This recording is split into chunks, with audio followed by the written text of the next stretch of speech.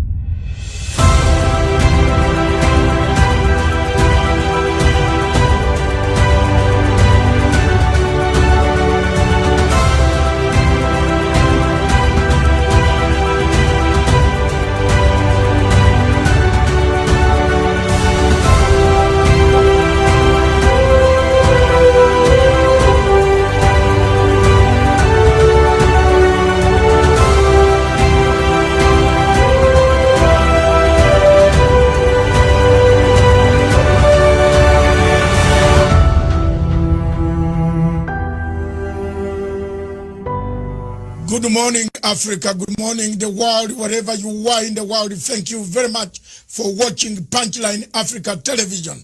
This is the only television in the world, in Africa, in sub-Saharan Africa, that talks about Africa. What ails Africa? What kills Africa? Where are we? Why are we the continent with perennial conflicts? Why are our people abusing human rights? Why are people being killed? Why is there Boko Haram? Why is there Al-Shabaab? Why is there a war in northern Mozambique?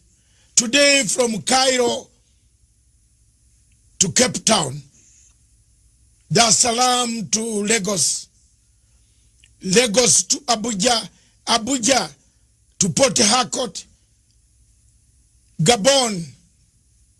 Today, from Maputo to Rwanda, Kinshasa, Accra, Tripoli. What is happening in Tripoli makes Africa look a very bad continent. My show this morning is a simple show. I'm going to see what we can do for Africa. I have stood firm for the last 5 years. I've stood firm on this television station, stood by the people of Biafra. I am not going to be intimidated, but I will ask the questions that are supposed to be asked. General Buhari has not answered my questions for the last 5 good years. I have sent messages for them to answer why people in that great nation of Africa, with a population of 220 million people, why are people dying? Why are human rights abuses taking place? Why are tribes, the Fulani killing the Igbo, Christians being killed by Islamists, Boko Haram taking people, killing people day and night, abducting young girls who should be in school? I want General Buhari. I am also a general. I left the army with a rank lower than yours, but in the rank of a brigadier general by rebel activities that I've conducted worldwide to struggle, the struggle for my country. We shook hands and we left. But I want to ask a question. Why have you left Nigeria to collapse, an economic big hub for the people of Africa? We look at you with the huge population, and you are there as a president, claiming to be a president. That you have no moral authority. You promised people in your first term, General Buhari, that you will finish Boko Haram in 100 days. Are you part of Boko Haram? These are the questions that I want to put across. Our television station wants people to understand why Nigeria is collapsing, why Nigeria is disintegrating. Is there a state called Nigeria anymore? Because I don't see it. It has fallen to bandits, hostage takers, kidnappers, Boko Haram, people coming, corruption, people coming in the southeast, killing people. The people of Onitsha. I have a friend in Onitsha who always documents everything. And by the way, Buhari, I'm also an international lawyer. I'm waiting for Fatou Bensouda to leave the scene. If they have spared you there, I'm going to take you there. I have a right as a citizen, as a member of the United Nations, as a member of International Criminal Court. My country has signed a signatory to ICC. I'll deliver you there. It doesn't need a Nigerian to deliver you in the ICC. So take notes on this show and understand we are not joking. You might joke with Nigerians whom you cut their limbs off every day. But some of us are going to take serious international channels to make sure that you land in, whether you wait as a president today or a former president, you will be answerable to the atrocities that you have committed against the people of Nigeria and the Biafran people. Thank you very much. My guest today in the studio, whom I'm interviewing, this is the general headquarters of Punchline Africa Television. We want to take the opportunity to thank the government of Republic of Kenya, the East African community, the African continent, for listening to our plea, giving us the freedom to discuss issues that destroy Africa. We have no regrets for stating statements truthfully what is going on in Africa. The truth is that there is no Nigeria anymore. And if Africans are waiting for Nigeria, and they go to AU and they say, we have Nigeria, we have Buhari, maybe we have Buhari 6.1 feet, but we don't have Nigeria. I have no good words. His Excellency, President Buhari, has to pull up his socks. We are crying for the Nigerians, for the state of Nigeria. It is collapsing. The killings, the murder, the rape, the defilement, the destruction of property, the slaughter of youth, because of one thing they ask for, freedom to express themselves, is what makes me very upset.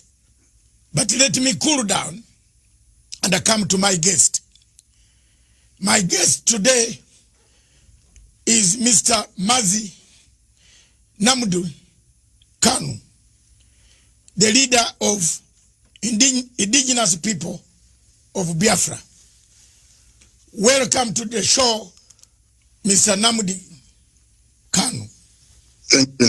Thank you very much, sir, and thank you for having me on your wonderful program today. It's an honor I've been looking forward to for a very long time. For very many years we've been watching you, and I'm glad to be here today.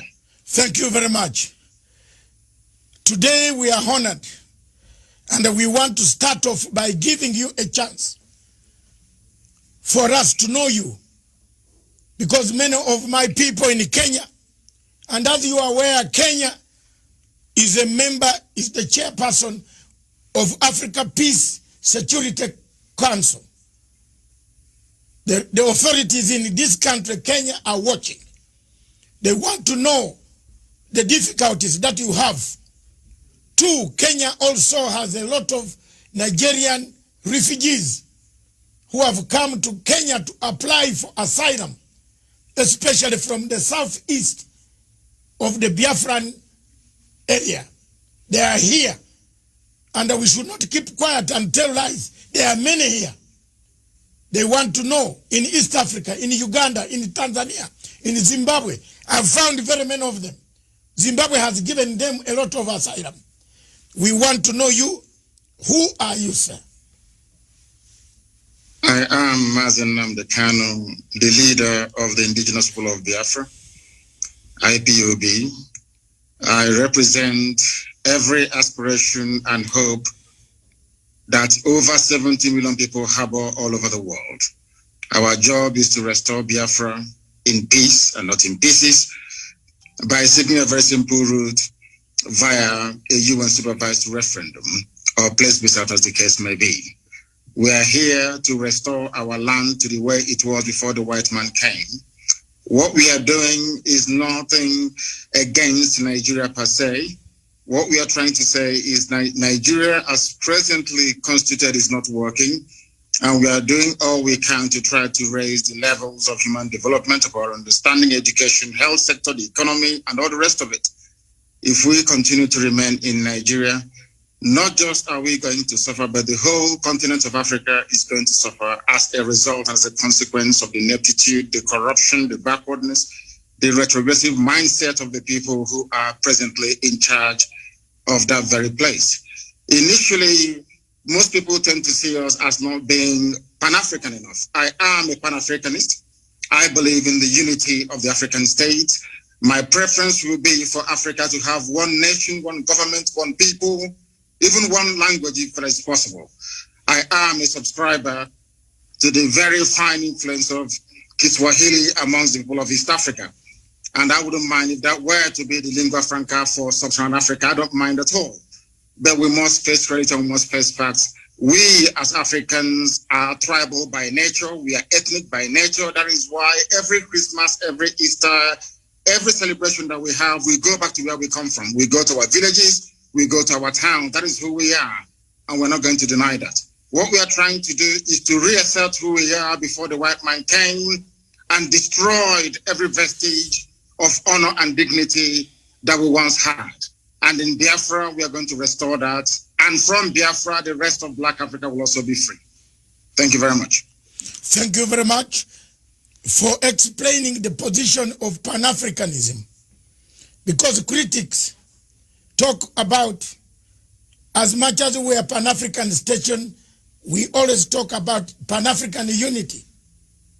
But I've argued my case before the AU, and they said, you cannot talk of Pan-African unity. One part of Africa is bleeding.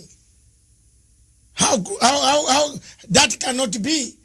In Nigeria, there's one part bleeding. In Gabon, Cameroon, there's one part bleeding. We can't talk about Pan-African and leave people who are bleeding. I am happy that you have touched the word Pan-Africanism.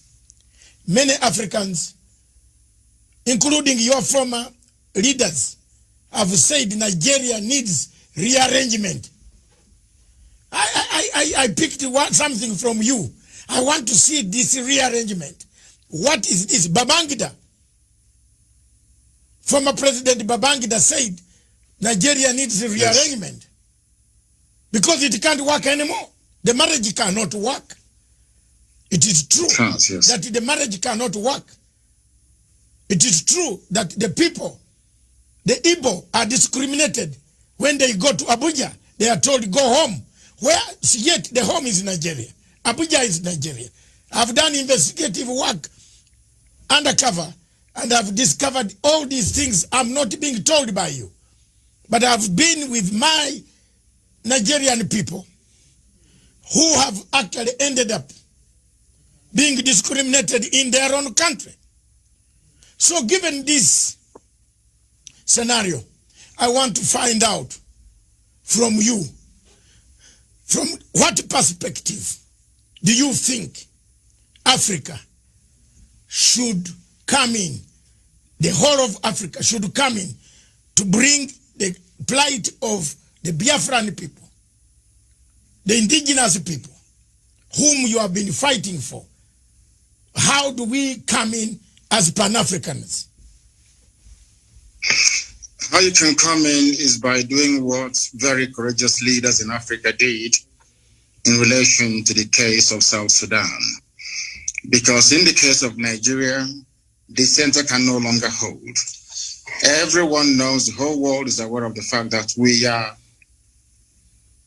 ideologically, psychologically, culturally, religiously, and socially diverse.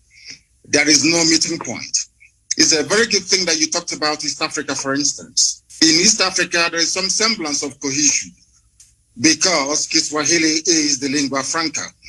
Perhaps somebody from Uganda may understand somebody, or should I say some people from Tanzania. Some Tanzanians may be able to understand somebody, let's say, from Rwanda, because they speak the same language, they have the same understanding. So that is the basis for building something called a national cohesion. In the case of Nigeria, that is conspicuously absent. It doesn't exist. Now, the fact of the matter is this. Africa, the way it is presently set up and constituted, are merely colonial constructs, where you have people coexisting happily together. Perhaps they are very fortunate. In the case of West Africa and Nigeria in particular, I have nothing, and I repeat, nothing in common with your average Fulani person. I have more things in common with even a white British person than I do with a Fulani person.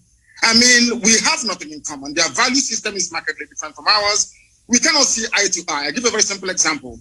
The recent case of the banning of the movement of cattle on foot in the southern part of Nigeria, for instance. In the north, that is a normal thing for them to have. But in the south, it is absolutely strange having people walking around your neighborhood with AK-47. At the slightest provocation, they kill people. That type of culture is alien to those of us from the south. And that's what we are trying to say. And it's a very good thing that we are not alone in seeking for a distinct, or should I say separate identity. Our Oduduwa, our Yoruba brothers are also asking for the same thing, because they too have come to the realization that this Nigeria is unworkable. The Middle Belt is doing the same thing. It is not born out of hatred for anybody. That is the mistake that people keep making all the time. Most analysts and, should I say, news journalists tend to think that somehow we hate Nigeria. Of course, that is not the case. What we deplore, what we detest and cannot live with is the level of hypocrisy, the level of ethnic jingoism going on, being, of course, perpetrated by the Fulani people. And this is what I want all Pan-Africans to be able to see, that Biafra will be there piloting and moving the affairs of the whole of Africa forward. Because we have said it repeatedly, without Biafra standing on its own, the rest of Africa will continue to suffer and to flounder. And for us to be able to get to where we are supposed to be to, there has to be a very comprehensive and holistic rearrangement of the present state of Nigeria. You are well aware. I ask you to go and read at the comments and statements coming from Katina Lang, the British High Commissioner to Nigeria, for the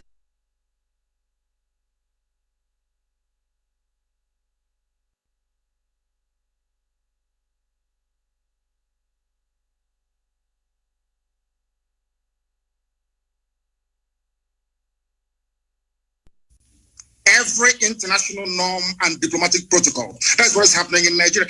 Nigeria doesn't exist as a country. It's not a nation. It's not a state. Nigeria is just a merely business enterprise. That everyone with a vested interest in Nigeria, by which I mean most European countries with their companies in the oil and gas sector in Nigeria, all they want to do is to exploit and to take away without adding anything in. Ogoni hasn't been cleaned up. People are dying in River State, right across from Iguacha and then the coastal region. Everywhere you go, there is mayhem and disorder. In Lagos this morning, the same thing. Everywhere you go to, Nigeria is crumbling because there is a palpable agenda of the Fulani Janjaweed Caliphate to take over the lands belonging to indigenous populations. And we have said no to that. We're not going to allow it, and we're not going to have it. Okay. Thank you very much. You brought me to a very serious question. A question that has been nagging both the locals, Africans on the continent, and the question of external darker forces. You have just mentioned people who are running the show, the oil companies, for example. They are watching. They have never raised anything on BBC, CNN, or international agencies. We don't hear, apart from we struggling as Africans ourselves. These agencies are not helping to say there are human rights abuses in Nigeria. For example, Nigeria, the American embassy closed its consulate in Abuja because of the huge numbers of people applying for asylum to go to the United States. But American embassy did not go far, and the American government did not go far to condemn and put sanctions on Buhari for failing to contain the malaise that has killed Nigeria. Two, if you look at the Total Oil, Shell BP, they have taken part in extraction of minerals, oil, and so on and so forth. They are doing it when they are seeing human rights abuses in the southeast of Nigeria. What do you say about that? It is because we allowed them to. Total is an oil company, is a private concern. Of course, it's a huge corporation, we know that. The same goes for Shell, for BP, for Halliburton, for ExxonMobil, and all the rest of them.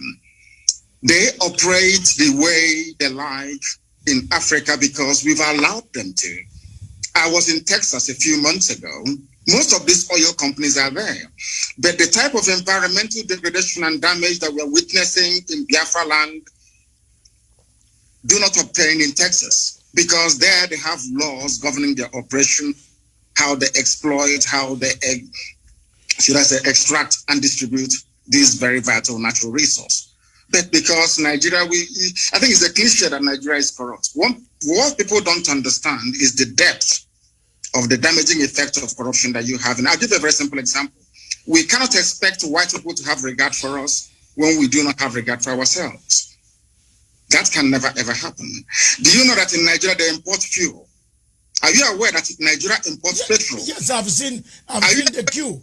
I've seen the queue at the petrol station, yes. Do you know that Nigeria imports kerosene? Oh. They have 5 viable state-of-the-art refineries. Not one of them is functioning, not one single one. When white people are operating in such an environment, seeing how foolish and how stupid the entire country is in terms of their priorities, how do you then expect them to have respect for you or have regard for you? They can go into our land, they can pollute it. Katrina Lang, the British High Commissioner to Nigeria, can be running the show, or she likes, because there seems to be a recognition that these people do not reason like human beings. That is the fact. That is the fact. Tell me what an ambassador will be doing, crisscrossing the entire nation, telling them how to run their security architecture, telling them who to kill and who to spare. Our lawyer had the mom killed 2 days ago. Barrister Okorafor, the mother was assassinated only 2 days ago. All because he was exposing what the army is doing to innocent people. That tells you all you need to know about Nigeria. Nigeria is an albatross around the neck of Africa. Nigeria is the only country in Africa actually dragging Black Africa backwards because of their ineptitude, because of their criminal mindset, and because of the drive of the Fulani to dip the Quran in the Atlantic Ocean. That is the problem. There is nothing wrong with Islam, don't get me wrong. There are some very wrong interpretations of the religion of Muhammad that the Fulanis are using as the driving factor in their push to take over the land belonging to indigenous people all across Nigeria. They've done the same thing to a relative extent in the Middle Belt. They took a chunk of Yoruba land in Ilorin, where they have an emirate today. The same thing they're trying to do in our land, and we said no to it. And the whole world is there. The US mission is in Nigeria. The UK is in Nigeria. EU is in Nigeria. The UN is in Nigeria. And there is wholesale murder and slaughter of people going on in Biafra as I speak to you right now. this very minute. The same people, they claim they know where Boko Haram is from where they launched the attack. The same country is openly supporting ISIS in West Africa. Go to the newspaper pages yesterday, you will see it there. Nigeria government actually supporting ISIS to take over the terror franchise from Boko Haram. They're not hiding it anymore. There's a terrorist who is there as a minister. Now tell me which country in the world will allow a terror sympathizer to be a minister of state only in Nigeria? How can such a country be allowed to exist? Because of what some corrupt people are gaining in America, because of what some corrupt individuals are gaining from Europe, because of the corrupt tendencies of Catherine Lang, who is the UK High Commissioner to Nigeria. That is what is happening to us. And because we have no reason up to challenge this very orthodoxy of repression and oppression, that is why that woman keeps gallivanting all over the place, deciding who should live and who should be killed. It is not the fault of Total, not the fault of Shell, not the fault of Mobil. We allowed them, we created the environment to allow them to be so corrupt that now they're controlling our lives. And that is what Biafra will be done. And I did not say that Biafra will stop the business of Total. I never said I will not do business with Shell. No, not at all. But it has to be business between two human beings, not a set of human beings and one set of animals. Thank you very much for that question. Let me come back to the question of referendum. You parted ways, and most of us have parted ways with Buhari about the referendum.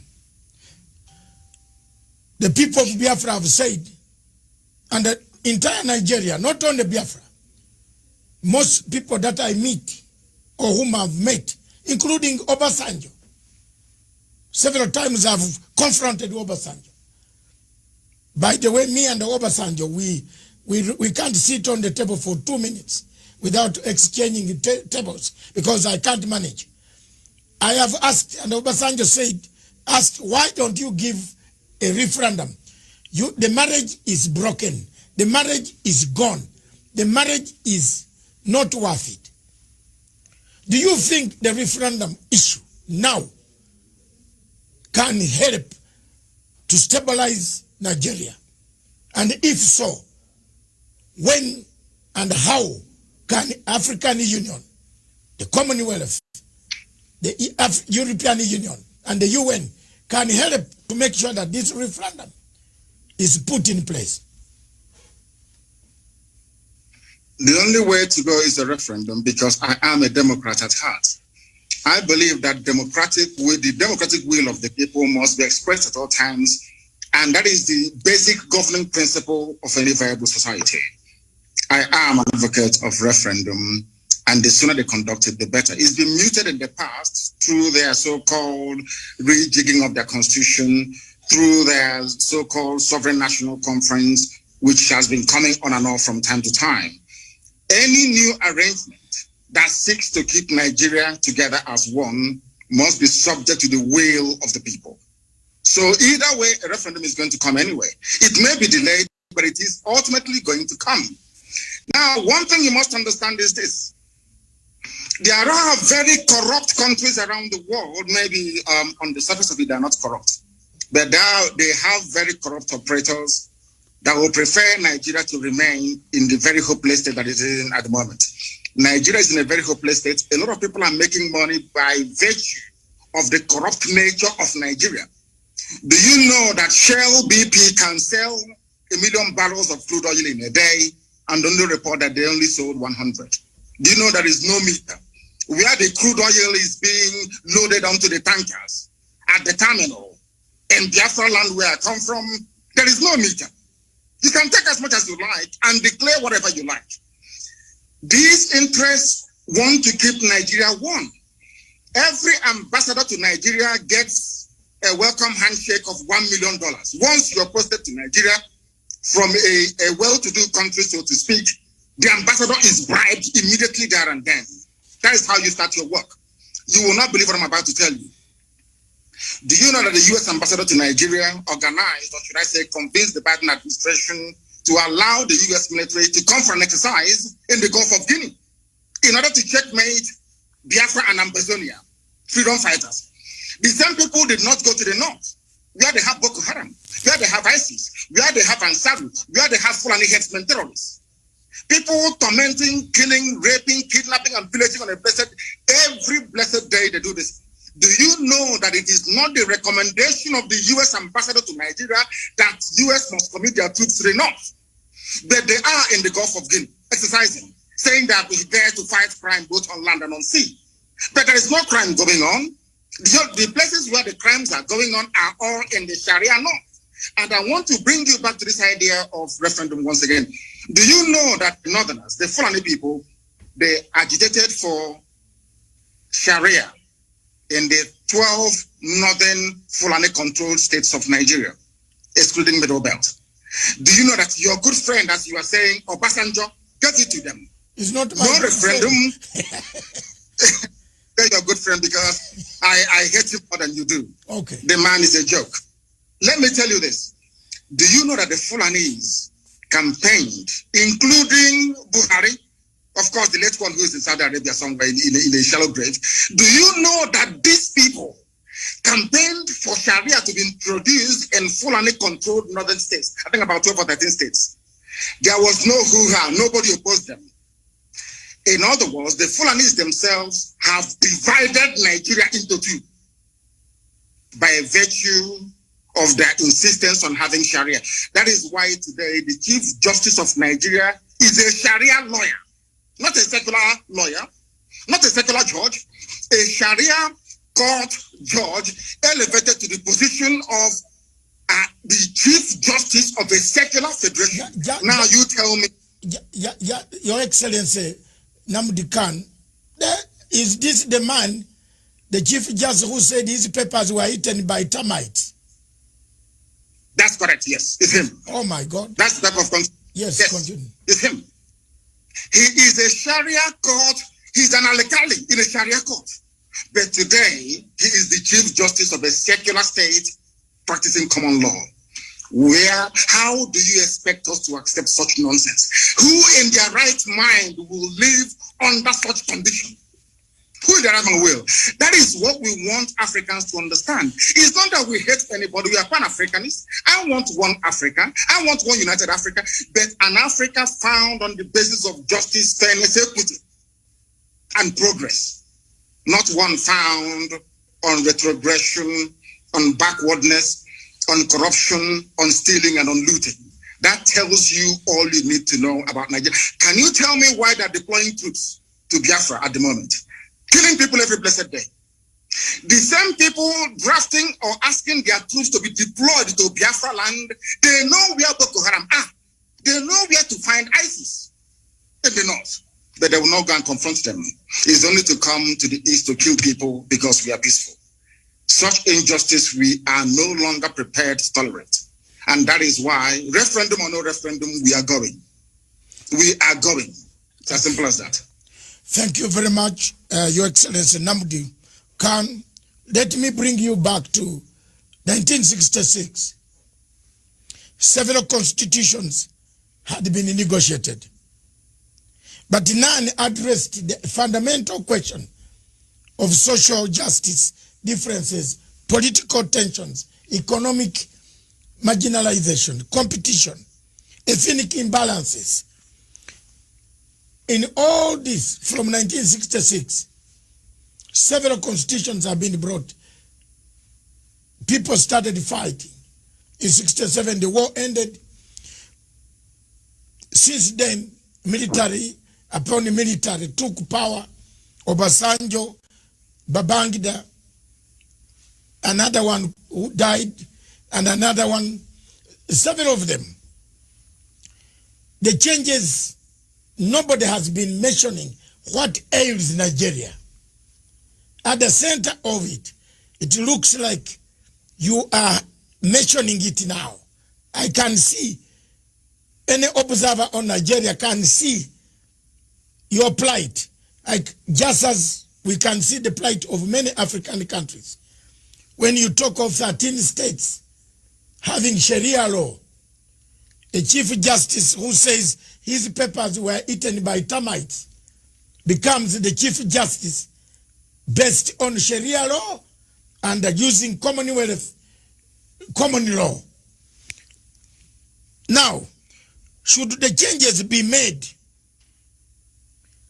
and should the adjustment be made, is there any hope that Nigeria remains alone? This is a question from a very senior head of state in Africa. He has asked me just now, I should put it to you.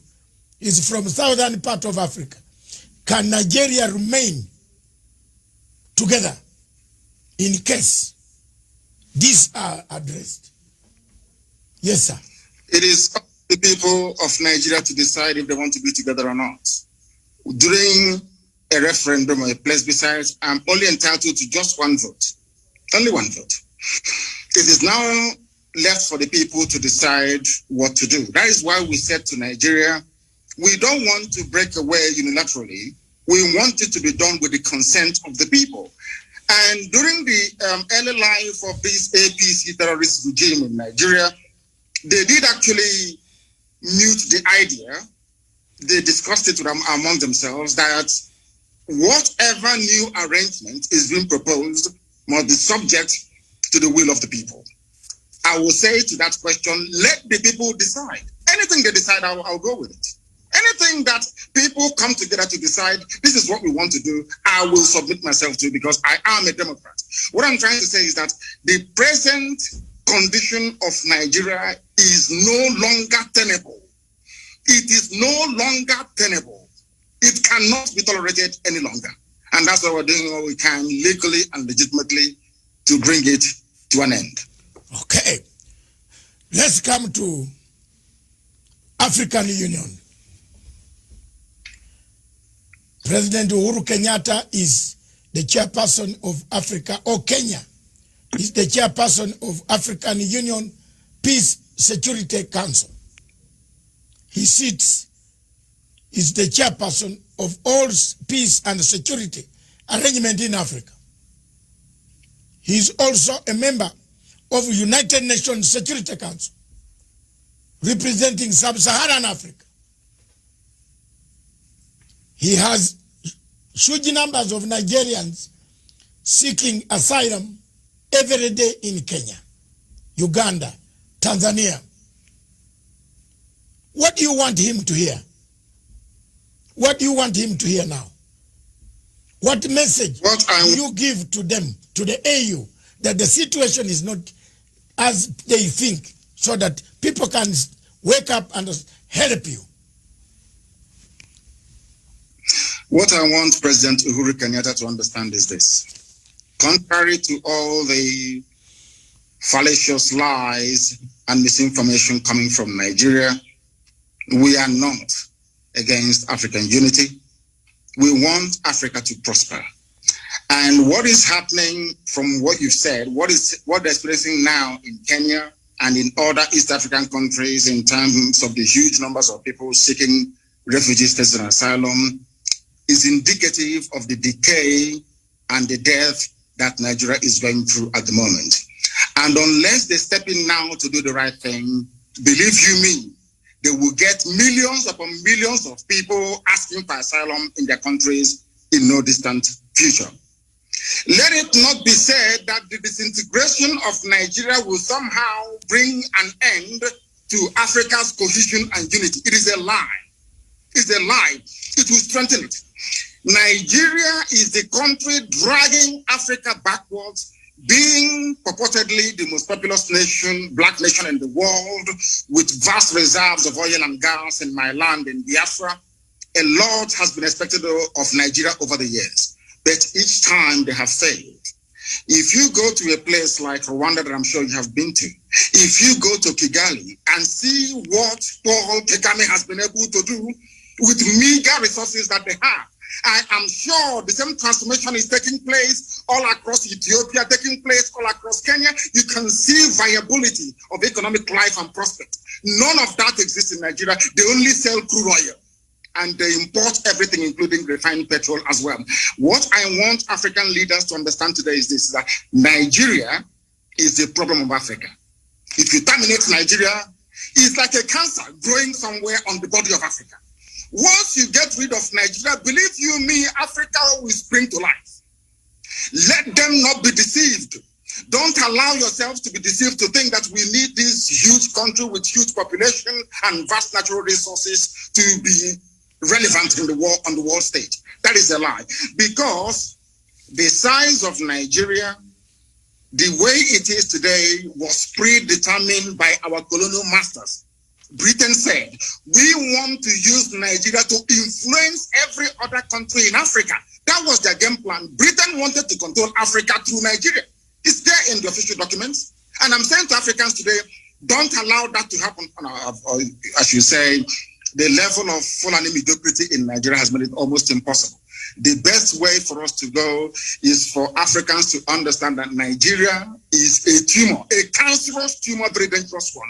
Cut it out and Africa will be free. Okay. Thank you very much. I just want you to take a slow pace now. I want to come to ask a question that has happened to me also. We seem to be swimming in the same field. That's why you see we are the same. The loss of your parents. You did not attend. I also did not attend the death of my father. I have never buried him. I am in the same category like you. I want us to go slow and say, you were not allowed to attend to bury your parents.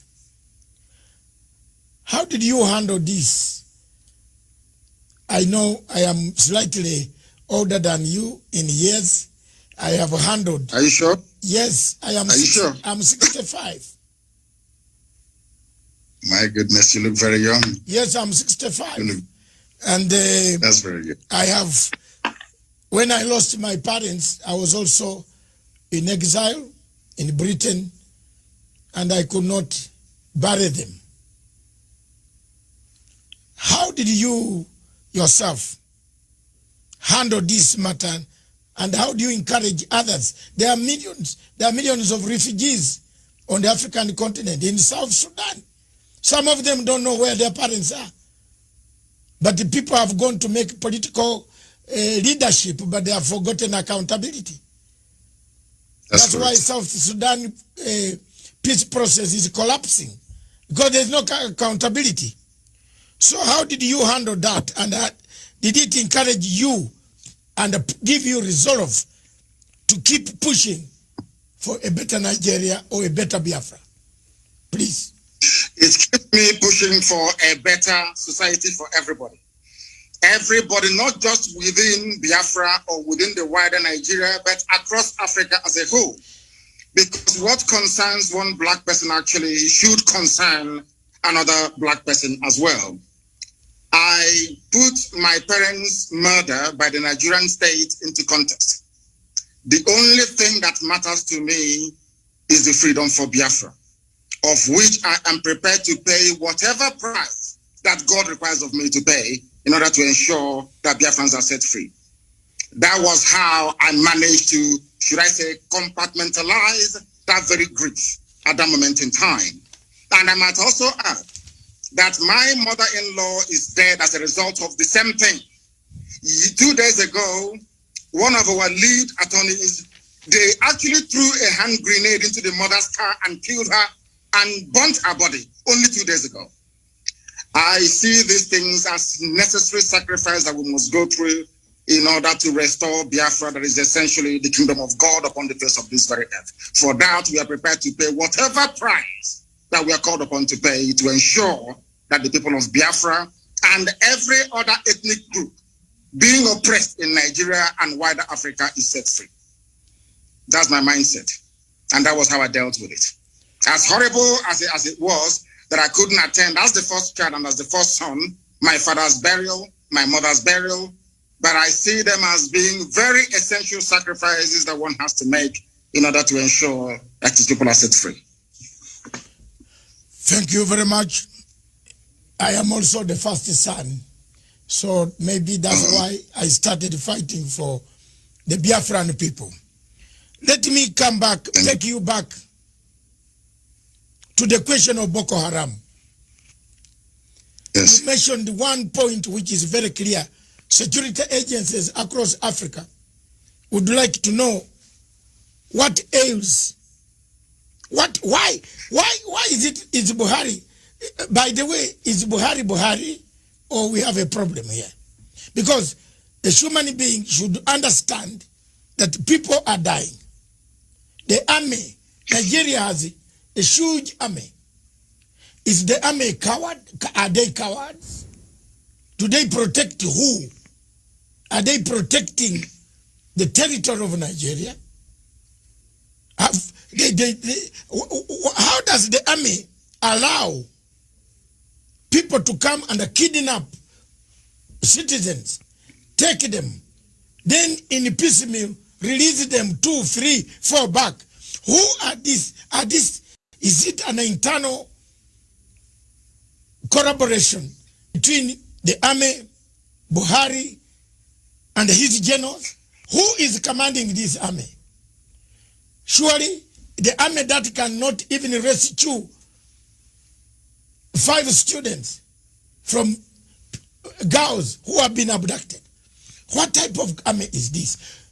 Is there a bigger thing than Boko Haram? I have been requested by another reader from Tanzania to say, why is this Boko Haram menace never cleared? Why is Nigeria not asking for external help to come in to help them? Is it because they want it themselves? Please shed some light to our viewers. I want Africans to understand one fact today. The entire terror architecture in Nigeria is hinged on the political aspirations and hegemonic tendencies of only one tribe, the Fulani. We have no issues with the Hausa, the Bachama people, and all the rest of them. It is the Fulani. And this game plan has been in existence for a very, very long time, nearly 200 years ago. And they must execute it. I want Africans to understand that only the Fulani tribe alone financed and sponsored almost 6 terror groups exclusively by themselves. Before Buhari came into power in 2015, he said, at the height of the insurgency, an attack against Boko Haram is an attack against the North. I will leave that to one side. I want your viewers to understand something today, which previously maybe they may not have been aware of. Do you know that Boko Haram nominated Buhari as their chief negotiator in 2014, 2015? Are people aware of that at all? Do you know that these same people only a few years ago said that these murderers and these rapists, they are our misguided brothers? Do you know that their so-called Sheikh Gumi, who happens to be very close to the presidency, I need you to understand this very clearly, the one negotiating with the bandits, are you aware that their recommendation is for ISIS and Boko Haram to merge together, that they can come south? I want these points to be noted by your viewers all over the world. So when you see these people, you ask them these questions. Do you also know that the leader of the dreaded ISIS in West Africa province, ISWAP, his name is al-Banawi. Al-Banawi is the son of Yusuf Mohammed, the founder of Boko Haram. Do you know that this man was arrested around about the same time that I was in detention in 2015? Do you know that he was released without trial on the orders of the presidency of Nigeria? Do you know that the 4th largest terror group in the world, the Fulani Headsmen, which the whole world knows, the 4th largest terror group in the world, the Amiyet Yala, do you know that the presidential spokesman came out and said live on national television that these terrorists are legitimate stakeholders in the government, in the governance of Nigeria? Are you aware of that? Do you know that despite telling the whole world that these murderers and these killers are from the Sahel, they are not Nigerian Fulanis? Do you know they're forcing us today to give them our land so they can settle in perpetuity. Are you aware of that? Let me also shock you this morning. From the office of the Inspector General of Police of Nigeria, a letter came out titled Terror Elements to Expand Frontiers of Attack.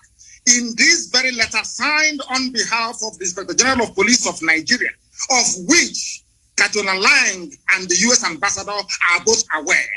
Here, they mentioned the specific places where they claim the leaders of Boko Haram are hiding. Understand this? I want the world to know that this Fulani expansionism is a well-planned, orchestrated move to take over the land of indigenous people and hand it over to marauding Fulani nomads across the Sahel. A letter from the IG of Police of Nigeria. In this very letter, they mentioned the names of the places where they felt or they believed their intelligence told them that these people are hiding. They did not send Nigerian army or police there to go and confront them. Instead, they sent them to Imo State. They sent them to Abia in Biafra land and gave them an order to shoot at sight. And I want you as a journalist, I want you as a lawyer to go back and investigate through the history of Fulani-funded terrorism and insurgency in Nigeria. Try and see if there is any instance where the IG of police or the chief of army staff has ever said to the troops, shoot at sight anywhere in the north. It's never happened before, only in Biafra a few days ago. That is to tell you that this is a well-planned pincer movement, basically from the east and from the west, in order to try to take over the geopolitical space of Nigeria for Fulanis across the Sahel. These are the things you need to ask yourself this question. You've been talking about Boko Haram, ISIS, all these murderers all over the place. Ask yourself this question. Has any Boko Haram been convicted before of any crime in Nigeria? Ask yourself this question. Now, let me put it to Africans and to the whole world at large on this your program today. I know that a while back, Al-Shabaab attacked a few shopping malls in Kenya. Is that correct? Yes. Now, maybe you live in Kenya. You are now residing in Kenya. Is that correct? Yes. Don't worry. Yes. I am here. Now, how do you think Kenyans will feel if President Uhuru Kenyatta were to grant some kind of amnesty to Al-Shabaab to now say, Al-Shabaab, you know what? Come and become part of Kenyan army. How would you feel? I see the Kenyans will go to the streets. The Kenyans will catch the Al-Shabaab and will roast them on the streets. Now, let me tell you this. This is something that Africans don't know. Yes. Do you know that Nigerian army being sent to Biafra land today contains elements of Boko Haram and ISIS in it? Yes. Because they are now part and parcel. I've seen the reports, yes. Now, let me ask you this question. When people say we shouldn't fight the army or their police, how do we know who they sent to us? How can you distinguish between a terrorist in army uniform and a serving patriot in Nigerian army? That's the question I'm asking the whole world to answer. How do we know? They incorporated terrorists into their security architecture. How do we know who is who? Okay. How? Thank you very much, Your Excellency. Let's just take a short break and take water because it is hot in here. And I think wherever you are is also hot. It is, yes. The interview is fantastic. It has generated one of the huge numbers in the history of Pan-Africanism and this television station. So let me take some water. You take some water. We resume in 2 minutes. Okay. 2 minutes. Okay, sir. On that question and the world, how do you differentiate between Boko Haram and Nigerian army? Simple question. When Boko Haram has been inscripted, that's better English, inscripted in Nigerian army to come and kill the people of the southeast. That is the question on the table. When we return, this is Matsanga Africa Perspective. In Matsanga Africa Perspective, we look for hot spots. One of the hot spots is Nigeria. Is Nigeria disintegrating? Is Nigeria fragmenting to pieces? Is there leadership in Nigeria? Is General Buhari the general we saw 10 years ago? Or this is a different person? How can a leader allow his people to die? How can you inscript a Boko Haram to be a minister in your own government? Oh my God. Is there something wrong? A country that we all looked at as a country, the big giant of Africa. We saw everything in Nigeria. Now it looks like what my good writer, the man who wrote the things fall apart, Chinawa Achebe, was right. The center cannot hold anymore. This state is going. Don't go away. Just we are returning. This is a fantastic show from Punchline Africa Television. We are interviewing His Excellency Nnamdi Kanu, the leader of IPOB, indigenous people of Biafra. Thank you.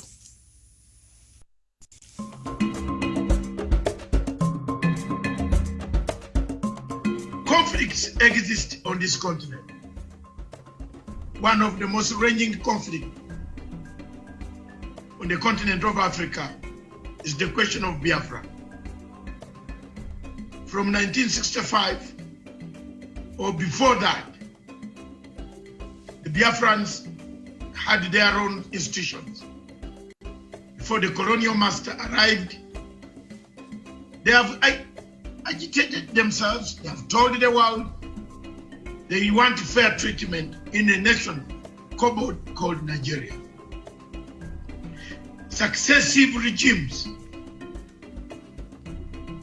have always trampled upon the rights of the people of Biafra, destroyed them, killed their younger men, assassinated many, deported many, excluded many, forceful deportation out of your own country.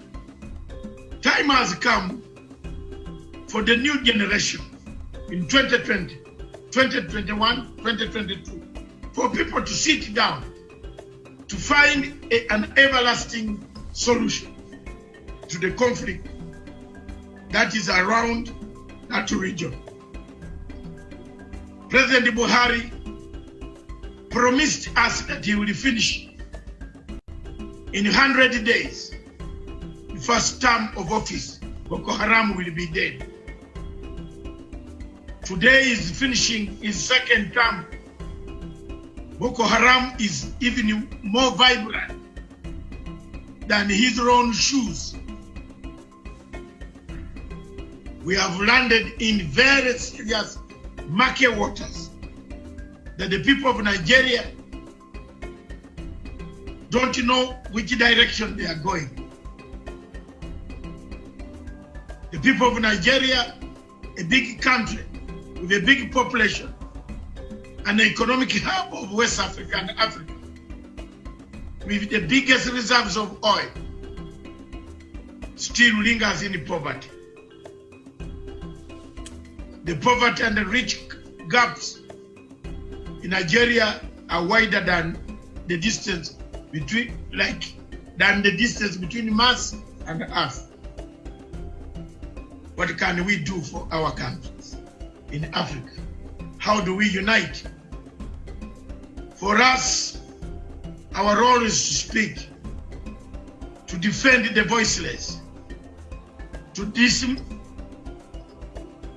chart our way forward, to find a solution. The only way solution can be got on the Biafran issue is a referendum, which Buhari and the government, president, have refused. But sincerely speaking, Nigeria needs rearrangement. If that rearrangement does not come today, tomorrow, or the other day, one day it is going to explode. People can be pushed, but they cannot be pushed beyond what Biafrans have been pushed. The suffering is too much. Pictures that I cannot show on this television. I call upon President Uhuru Kenyatta as a member of the United Nations Security Council to see that some of these problems should be resolved and a resolution is passed of sitting down to understand the difficulties of the nations, especially in Nigeria, in Cameroon, because the problem of Biafra is also similar to the problem of Amazonia. The English-speaking people have no say in Cameroon. They are taken as second-class citizens. Biafrans are also taken as second-class citizens in a country called Nigeria. Their problems are compounded with a dictator who has lost direction, who doesn't know where the wind is blowing from, whether east of Sahara or west of Sahara. He's going north when the wind is going south. Therefore, it's blown, one leg going up, one leg going down. Look at the picture of Buhari standing 6.1 feet, being blown apart. Thank you.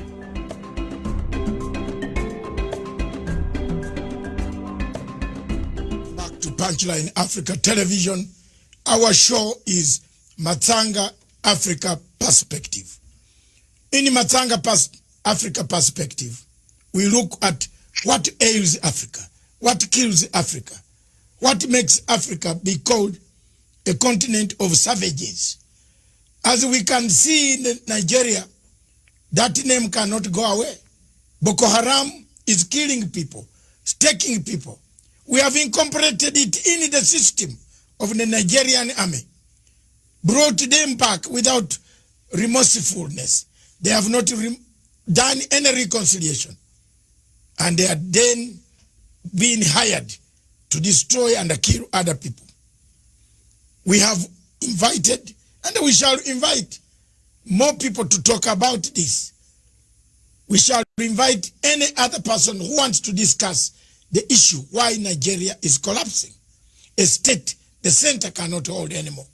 With us in the studio and away taking questions from us is none other than the leader of IPOB, Indigenous People of Biafra, His Excellency Mazi Nnamdi Kanu. Welcome back, sir. One question. Thank you very much. One question after the break. We had to go for some water because it was becoming hot here.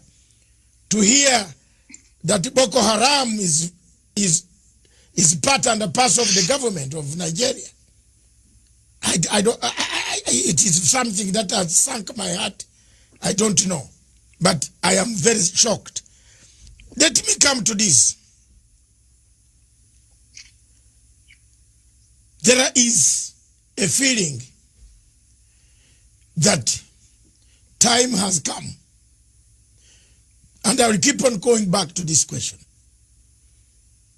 That the United Nations,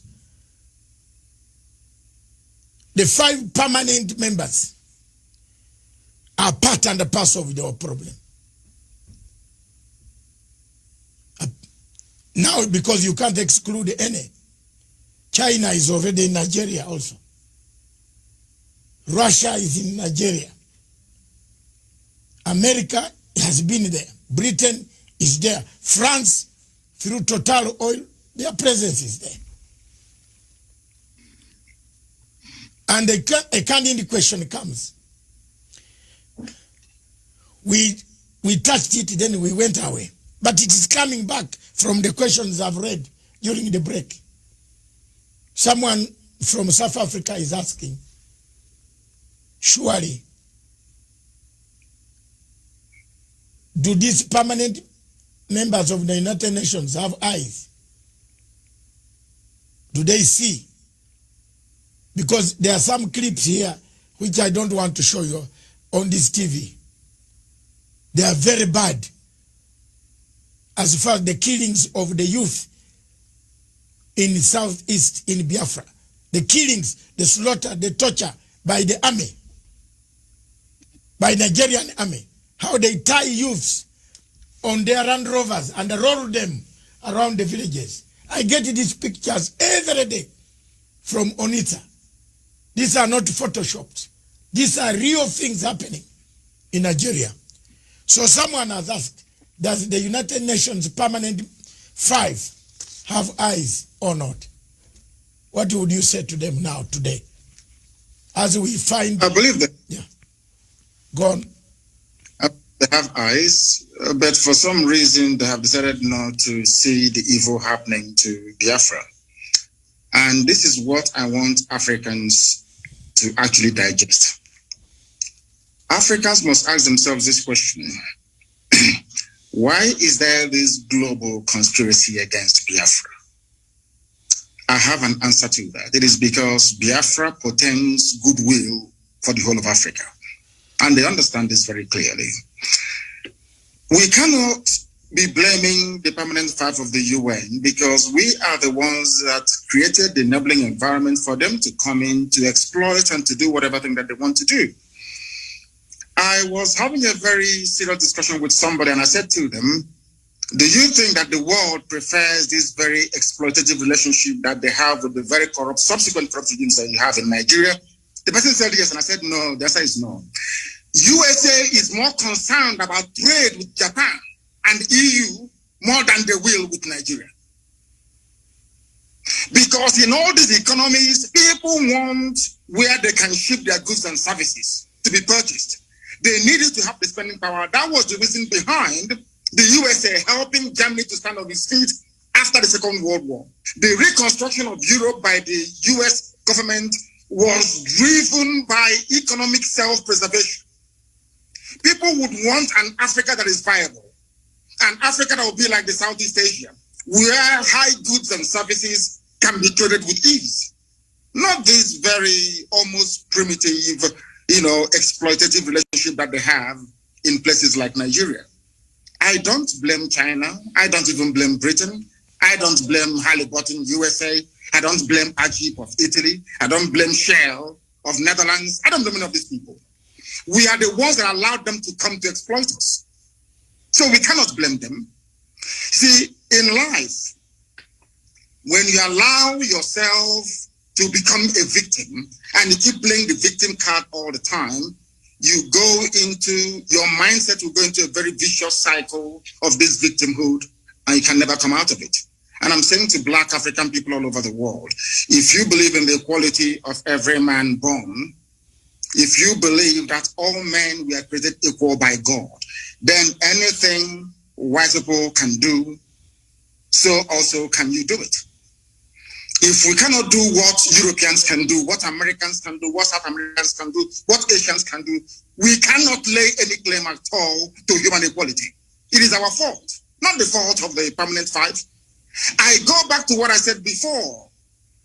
It was these same people that gave oil and gas concessions to the United Kingdom. That was why they prosecuted the Biafran war for them. It wasn't a white man. These were black people. Gowon is a black man. It was Gowon that said no to restructuring. Obasanjo fought on the side of the colonial masters. That is the history of Africa. Joining your oppressors to defeat your own people. That's exactly what is playing out in Nigeria. Nothing more, nothing less. I cannot possibly apportion blame to anybody whatsoever. We should be blaming ourselves. Because in Africa, we tend to blame other people all the time, whereas the fault lies with us. The fault is ours. I remember one thing that the Chinese government said in 1999 when they took back Hong Kong. The Chinese government said the 100 years of shame has come to an end. They never blamed anybody. They never blamed the British. They blamed themselves for losing Hong Kong in the first place to the British. And that is how real men should be able to appraise their condition. That we are poor, we are ravaged by poverty, disease, ignorance, and backwardness in Africa is our fault, not the fault of the Europeans. If we decide to rise up tomorrow to say enough is enough, believe you me, we can transform Africa within only 2 years. After all, Paul Kagame is doing something in Kigali. Why can't we replicate it everywhere else? We must learn to put our people first.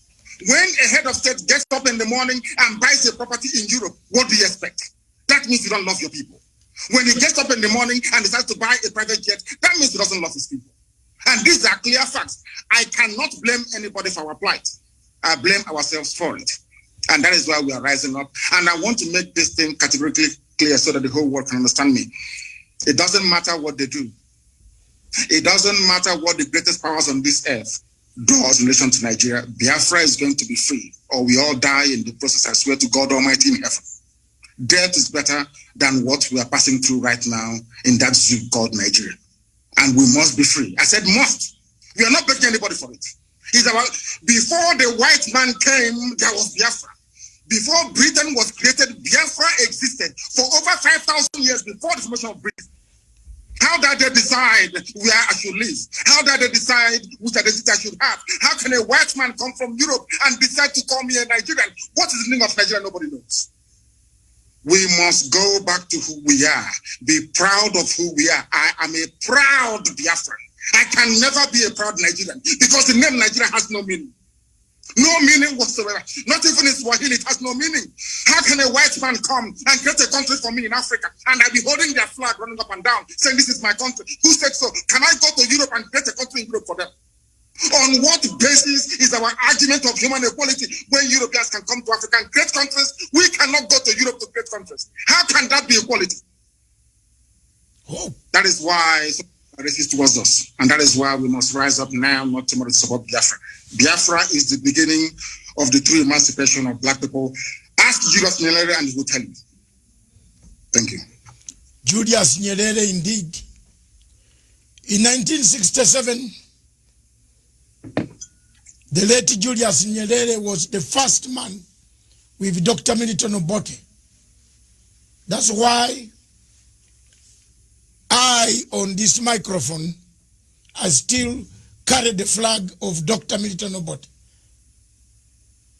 They are the first countries in Africa to recognize Biafra.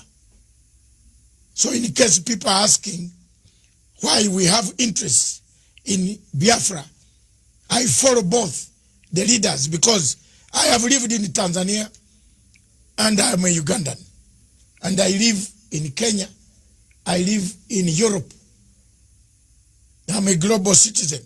I follow Pan-Africanism. Indeed, one other question before I bring this to your side, you address your people, and then we make it, call it a day. We have covered most of the things. Some of them you will bring them in your own address, which you will be given a chance to do so in 15 minutes also. There are so many ways, constitutional ways, of struggling for freedom. I believe you know where I'm going now. Yes. We have tried. For over 10 years you have tried. You have done so well. You have awoken the people and said, wake up. We are being slashed one by one. Buhari has allowed people to buy daggers. You know, I saw my investigative journalist came across 100,000 daggers. How do you buy daggers for who? You import daggers. Are there so many cows to slaughter in that place? I looked at it, I said, these are daggers to come and kill other people. If the constitutional route of referendum fails, what other constitutional means would you use? We insist on constitutionality. Yes. And we are going to have it.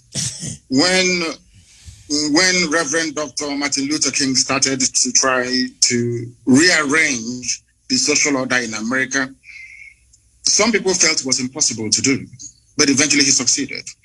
When Nelson Mandela, and I'm sure your good self, and all other anti-apartheid campaigners started, even with the support of Margaret Thatcher and Ronald Reagan, this is something people don't know, that Ronald Reagan, a very powerful president of the US, and Margaret Thatcher, of course, the young lady, they all supported apartheid South Africa. They did. They were the ones that labeled ANC a terrorist group. Some people don't know this. It was only a few years ago that the name of Mandela was, should I say, erased from the logbook of terrorists in the United States of America. People don't know this. We are going to insist on what is ours and what is right. We've been occupying our land in perpetuity since the creation of man on this very earth. Somebody came and decided to change our identity, and we said no. The person said, okay, if I'm leaving, I'm going to hand you over to a more brutal caretaker, which are the Fulanis in this case. And that is why they're killing us and killing us till tomorrow. I want to draw your attention to something very, very critical.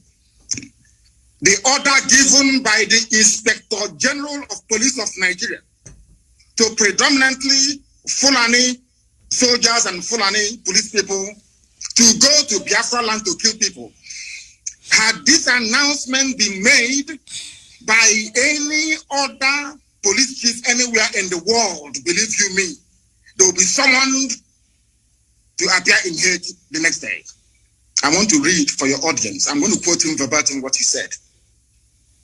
The IG of police in Nigeria said, he's a Fulani man, mind you, don't mind the media shout, do the job I command you. If anyone accuses you of human rights violation, the reports will come to my table and you know what I will do. So take the battle to them wherever they are and kill them all. Kill Biafrans all. Don't wait for an order. What another order are you waiting for when Mr. President has ordered you to shoot anybody carrying AK-47 assault rifle? Quote me, even a dead policeman can be tried and dismissed from the force, and his family will not get his benefits. And this is from a police chief. Do you know the funniest thing, or should I say the most astonishing thing of all? The EU has a presence in Abuja, in Nigeria. The British High Commissioner is there, Katuna Line. The US Ambassador is there. They've not said anything at all. In other words, that leads us now to believe that exactly what happened between 66 and 1970 is about to happen again, which is kill as many Biafrans as possible. I want all Africans to understand this, that this very policy of genocide and slaughter is sanctioned by the US Ambassador in Nigeria, sanctioned by the UK of all people. Tomorrow they'll be singing songs of praise about human rights abuses, what China is doing, what is happening in Gaza, what is happening in Rohingya. But in Nigeria, they sanction the killing of Biafrans in broad daylight. What sort of justice is that, I ask? And I want Africans to know, to ask themselves this question: why is it that the USA and Britain wants this very tiny country to be squashed and killed? What is it that they have that is driving them so mad? Because the future progress of Africa lies in the land of Biafra, and they do not want black people to be developed. That is why they're doing what they're doing. Look at a whole, should I say, high commission running all over the place, telling the country how to be run. The same things that Kwame Nkrumah, Julius Nyerere, Azikiwe, all of them, Patrice Lumumba, Jomo Kenyatta fought. The same thing that Mandela fought. Black people are now tolerating it.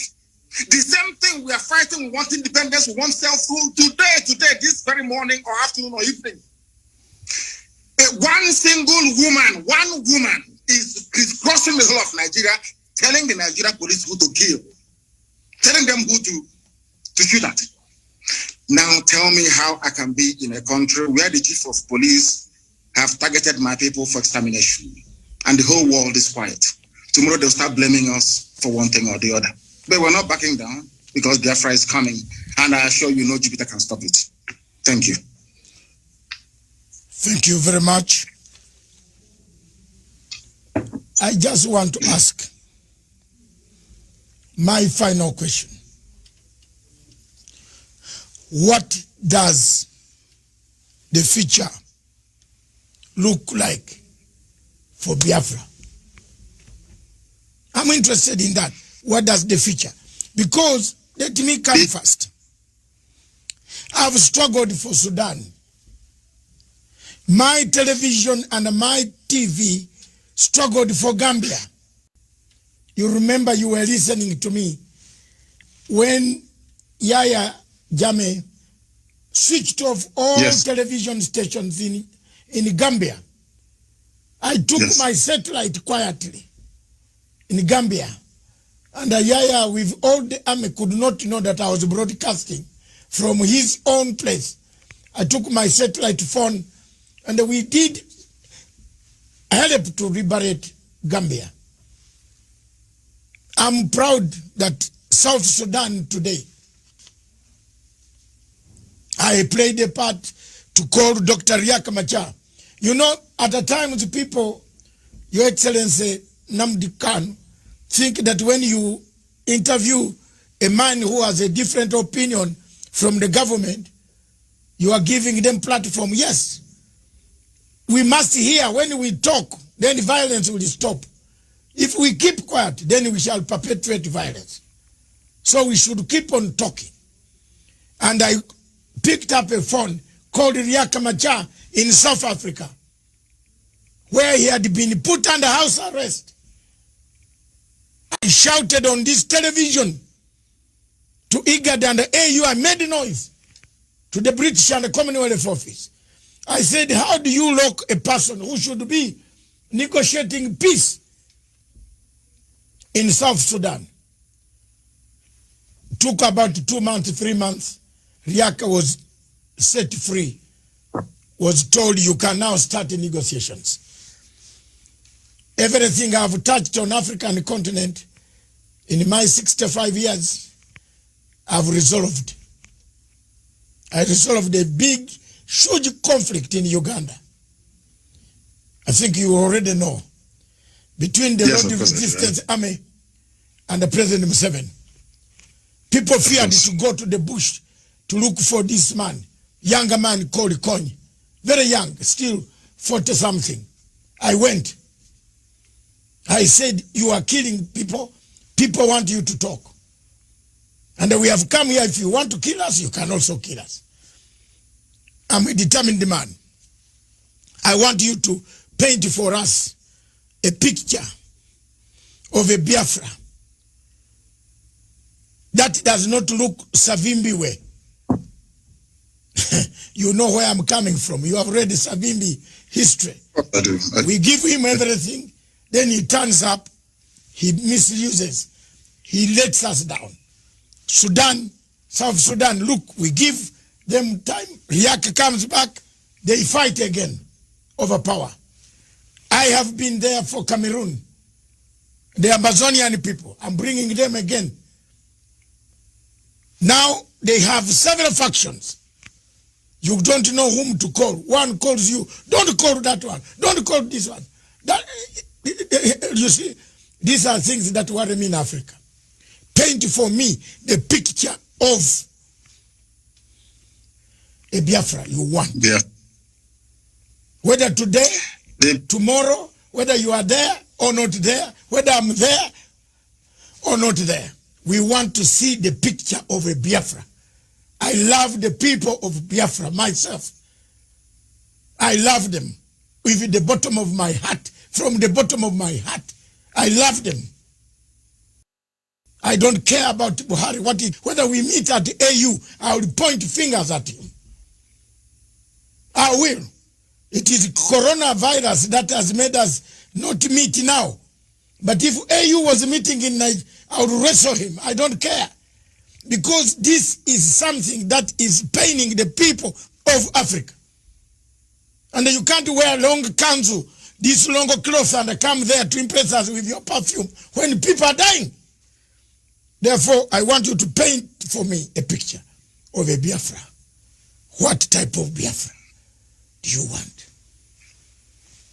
The type of Biafra I want is the Biafra of my ancestors, the land of the free, where people are allowed to pursue their daily endeavors without interference from any higher authority, where individual and collective autonomy of every component, ethnic, nationality within Biafra will be guaranteed, not just by law, but by virtue of our existence as dignified human beings.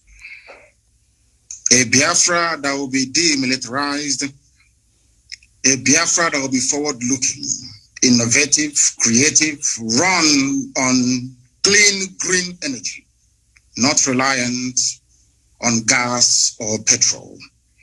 A Biafra where the police will not bear any arms.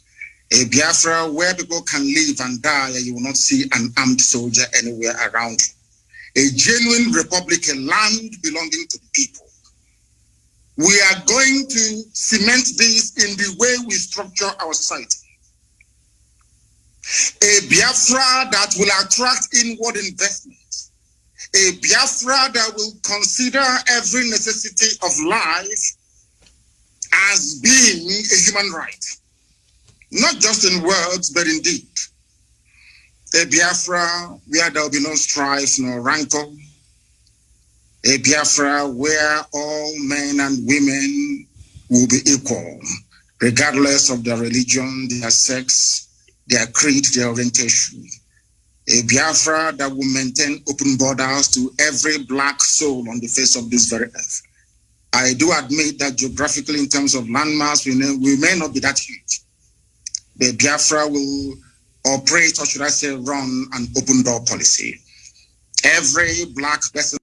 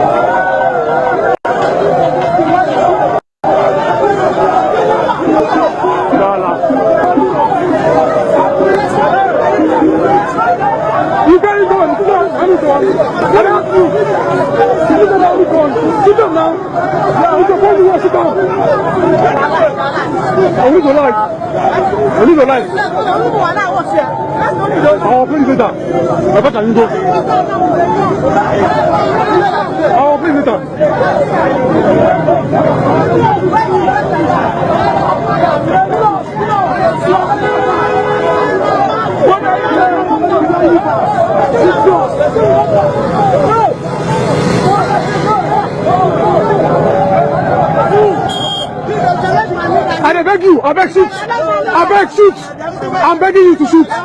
Shoot! Shoot! Shoot! Shoot! Shoot! Don't shoot one! Don't shoot one! Now shoot two of you! Shoot two of you! Shoot two of you! I am Nnamdi. Shoot two of you! Just shoot two of you!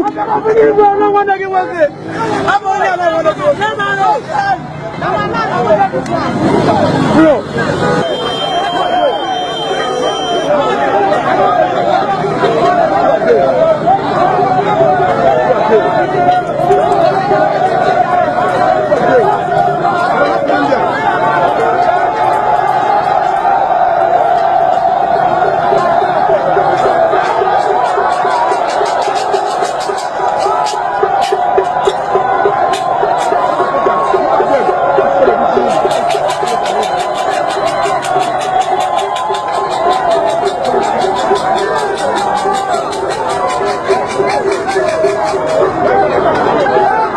This is Biafra. This is Biafra. This is Biafra.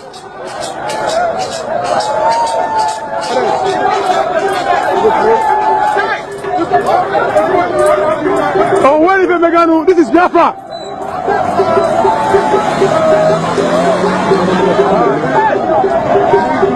Some.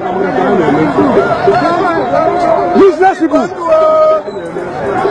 Baboons and monkeys. Baboons and monkeys with guns. That's what they are.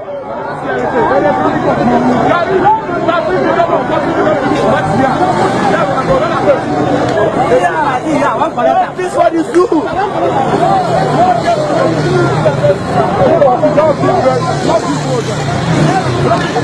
Block it! Block it! Block it! Block it! Block it! This is our land. Okay, block it! Block it! Block it! Block it! Okay, block it! Block it! Okay, block him! Eh? We need to go home. Can't we go home? Okay? Can't we go home? Today, it will happen today. Okay? Okay? One thing will happen here. Shoot me. No! No, now. Let's go for the Lord. Come on, Lord. See, this is our land. No, this is our land. Make me where I'm from. I will cheer. So what's going to happen? What's going to happen? What's going to happen? No, what's going to happen? No, what's going to happen now? Now why are you blocking the road? Why are you blocking the road? Why are you blocking the road? Why are you blocking the road? This time, in our land, in our land. Because what they do now, you don't have the enjoy. Una carry gun. Una carry gun. You see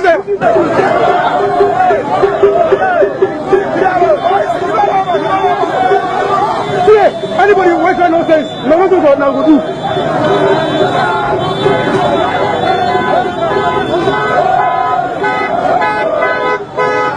Salut. Allez, salut, Poupo. Salut. Regarde, comment pour l'autre? Comment pour l'autre? Comment pour l'autre? Regarde là. Oui, ça nous volait. Regarde là.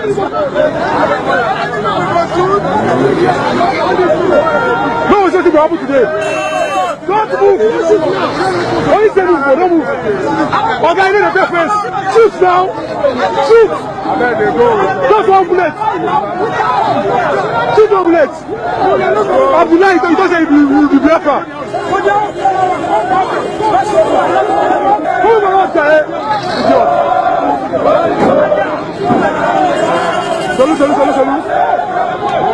Hey, police.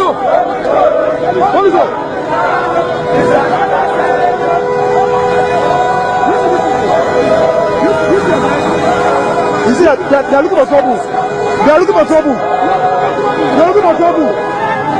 See, hey, okay, they are looking for trouble. They are looking for trouble. Pictures. They are looking for trouble. Okay. We are the first. We are not as Look.